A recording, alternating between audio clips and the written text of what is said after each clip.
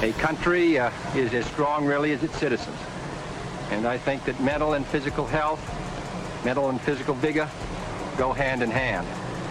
I hope that we will not find a day in the United States when all of us are spectators, except for a few who are out on the field.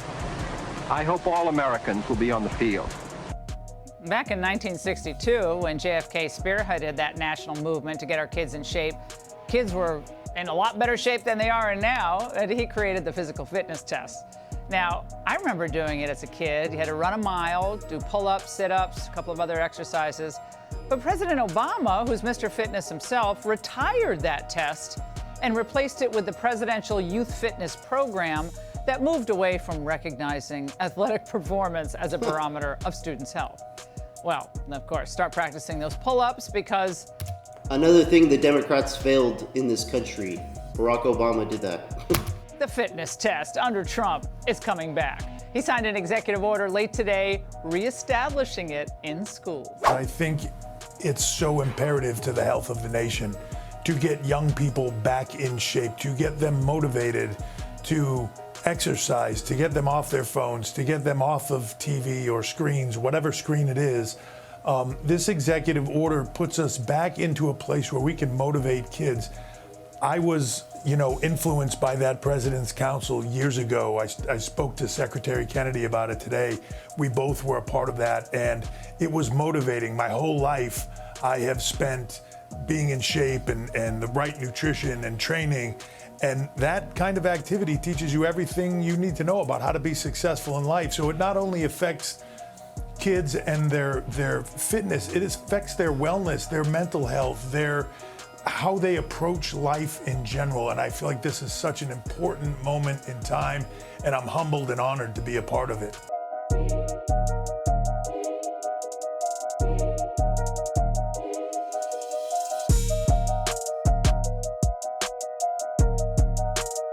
Presidential fitness test is back. Remember that? Late today, President Trump signing an executive order reinstating the National Fitness Assessment, a public school program started in the 1950s that asked students to perform a combination of push-ups, pull-ups, sit-ups, and running. Those with high enough fitness scores eligible to receive the Presidential Physical Fitness Award, you may remember. In 1985, that included running a 3:30 half mile for 8-year-old boys and just under a 4-minute half mile for girls. For more, Dr. Jordan Metzl joins us now. He's a primary sports medicine doctor at the Hospital for Special Surgery. You've probably heard that American kids are getting soft. The marshmallow generation, some people call them. Overstuffed and overindulged, they supposedly are incapable of hard work or response to challenge. In the early 60s, a primary concern was television. Now with phones and screens and video games. As a doctor, how concerned are you today about kids' fitness? Because you look at that video and that could seem, we understand the philosophy behind it, but it could also seem incredibly insensitive. Evening, Tom, and great to see you. And it's absolutely right that American kids are overweight and inactive. We have about 25% of our population under the age of 18 is overweight. About 80% do not meet CDC recommended levels of activity for general fitness. I am all in with getting kids to move more. It's great for their health. Now, the question is whether a physical fitness test will inspire that. That's a different discussion, but definitely that video from JFK era is still true today, probably more so. Yeah, I do want to ask you, though, what about the messaging, though, right? Because, the presidential physical fitness test was hard. I can remember it. I remember, I went to an all-boys school, and a handful of the kids would get it, even in our grade, and there was a lot of athletes in the grade. It's great to test yourself, right? Great to get in shape. But nowadays, we've learned so much about sort of mental health, right? And I'm not saying you have to be soft on kids or you have to be soft in general, but I do get concerned about maybe sending the wrong message to kids, especially when they're growing up, and weight can be an issue. For sure, we want to figure out how we can get everybody more active. I think one of the big problems we have is we have kind of a hyper-specialized upper echelon of very active kids that are the elite level soccer players, baseball players, a lot of resources for those kids. The bottom part of the iceberg, the people who are less active or inactive, we have a much bigger problem with that part of our population. So we want to figure out how we get those people active. I'm not certain whether the presidential physical fitness test is going to be the hill I want to put my flag on to say this, if we do this or don't do this, it's going to make a difference. We definitely need to think about how we get our population more active, and particularly our kids more active.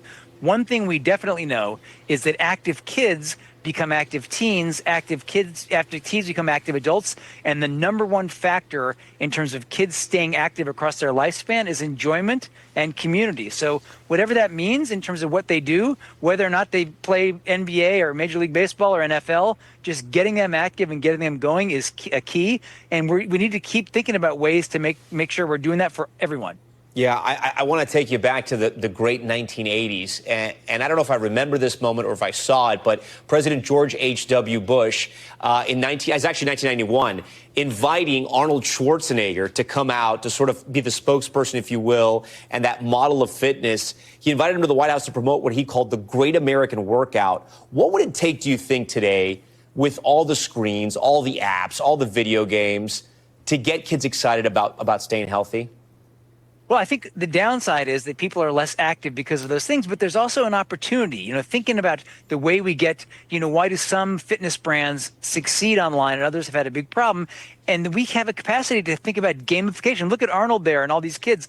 They're smiling. One thing we've learned is that either in-person or even virtual gamification increases compliance in any activity. That's why people are doing. Did you guys see that? Arnold Schwarzenegger was basically doing an arm curl with a woman's head. Look at his arm. And we have a capacity to think about game. She's not even doing sit-ups. This is exactly what this country needs right here.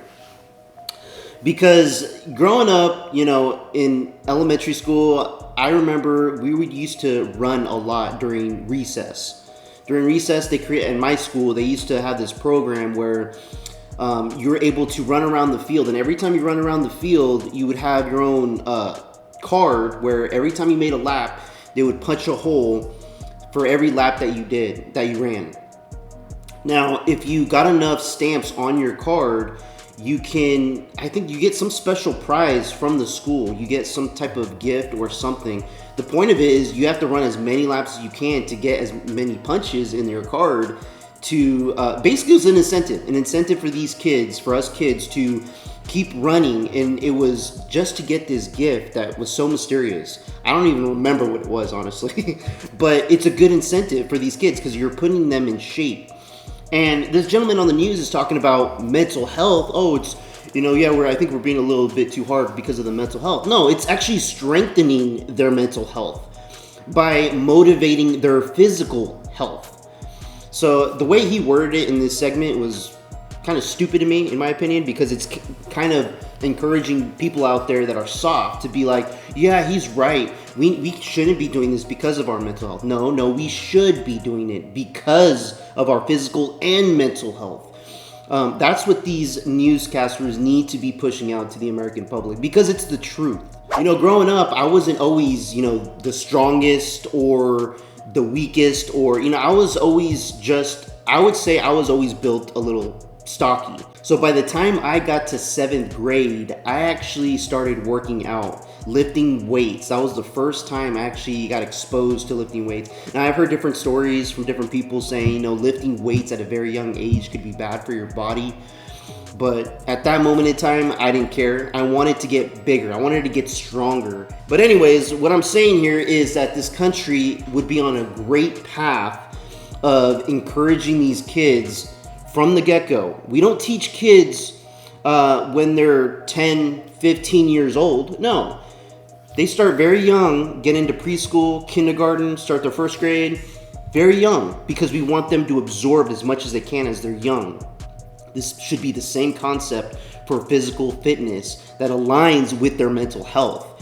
I think it's just the teachings and who's instructing these things that need to emphasize mental health more into the physical fitness.